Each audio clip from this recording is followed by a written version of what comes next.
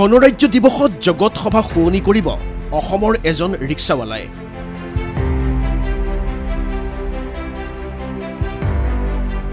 ৰাজধানী দিল্লীৰ কৰ্তব্য পথত অনুষ্ঠিত হ'বলগীয়া ৭৬ সংখ্যক গণৰাজ্য দিৱসৰ কেন্দ্ৰীয় কাৰ্যসূচীলৈ আমন্ত্ৰিত অসমৰ এজন ৰিক্সা চালক।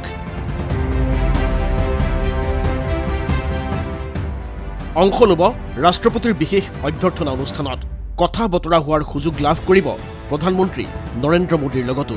নিঃসন্দেহে দেশৰ ৭৬ সংখ্যক গণৰাজ্য দিৱসৰ ক্ষণত এটা ভাল খবৰ অসমৰ বাবে, অসমবাসীৰ বাবে।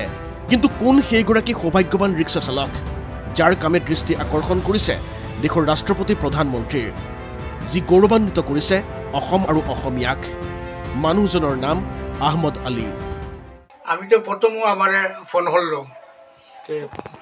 ফোন করে আমার হলো তুমি আহমদ আলী নাকি? বললাম হ্যাঁ আহমদ আলী। পিছে ৰাজ্যখনৰ হাজাৰ হাজাৰ ৰিক্সা চালকৰে এজন আহমদ আলীয়ে তেনে কি কাম কৰিলে যাৰ বাবে তেওঁ আমন্ত্ৰিত হৈছে দেশৰ গণৰাজ্য দিৱসৰ কেন্দ্ৰীয় কাৰ্যসূচীত অংশগ্ৰহণ কৰিবলৈ? কম সেই কাহিনী, কিন্তু তাৰ পূৰ্বে আহমদ আলীৰ মুখেৰে শুনি লওঁ তেওঁ কিদৰে দিল্লীৰ কৰ্তব্য পথত হ'বলগীয়া গণৰাজ্য দিৱসৰ কাৰ্যসূচীলৈ আমন্ত্ৰণ লাভ কৰে।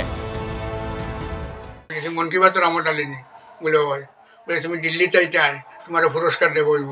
এর বাদে টিকিট পাইলাম, একদিন বাদে না দুদিন বাদে তারা টিকিট না একটা কাগজ দিল, কারে লগে নিবাই, তুমি যাইবাই আর তোমার ফ্যামিলি নিবাই আর না তোমার অন্য কেউ নিবাই। ও তখন আমার নাতিয়ে গুনিলাম, নাতিয়ে ঘুরে হইলাম। কৈছোৱেই আহমদ আলী এজন সাধাৰণ ৰিক্সা চালক, পিছে অসাধাৰণ তেওঁৰ চিন্তাধাৰা আৰু কাম কাজ।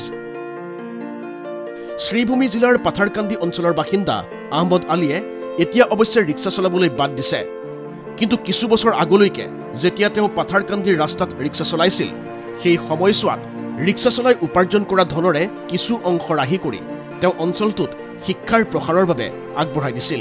অৰ্থাৎ ৰিক্সা চালক আহমদ আলীৰ আছে শিক্ষাখণ্ডলৈ বৃহৎ অৱদান। প্ৰচুৰ টকা পইচা উপাৰ্জন কৰা মানুহ আপুনি বহুত দেখিছে, কিন্তু সমাজৰ উপকাৰৰ বাবে কোনে কিমান অৱদান আগবঢ়ায় আপুনি শুনি আচৰিত হ'ব। সিদিনালৈকে ৰিক্সা চলাই জীৱন জীৱিকা অৰ্জন কৰা আহমদ আলীয়ে তেওঁৰ নিজা উদ্যোগত শ্ৰীভূমি জিলাত প্ৰতিষ্ঠা কৰিছে ৯খনকৈ বিদ্যালয়। ৯টা করলাম, এলপি 3টা, এমই 5টা, হাই স্কুল 1টা, 9টা। নিজেই আনুষ্ঠানিক শিক্ষাৰ পোহৰ নেদেখা আহমদ আলীয়ে শিক্ষাখণ্ডলৈ আগবঢ়োৱা এই অৱদান আৰু সমাজক দিয়া নেতৃত্বৰ বাবে তেওঁ প্ৰধানমন্ত্ৰী মোদীৰ মন কী বাত অনুষ্ঠানতো স্থান পাইছিল। চৰকাৰী বেচৰকাৰী বিভিন্ন অনুষ্ঠানৰ পৰা আহমদ আলীয়ে লাভ কৰিছে সমাজ জীৱনৰ প্ৰতি তেওঁৰ এই অমূল্য অৱদানৰ বৃহৎ স্বীকৃতি।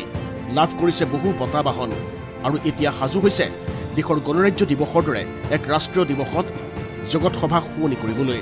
অভিনন্দন আহমদ আলী। শ্ৰীভূমিৰ পৰা ৰোহন মালাকাৰ ৰিপৰ্ট, ND24।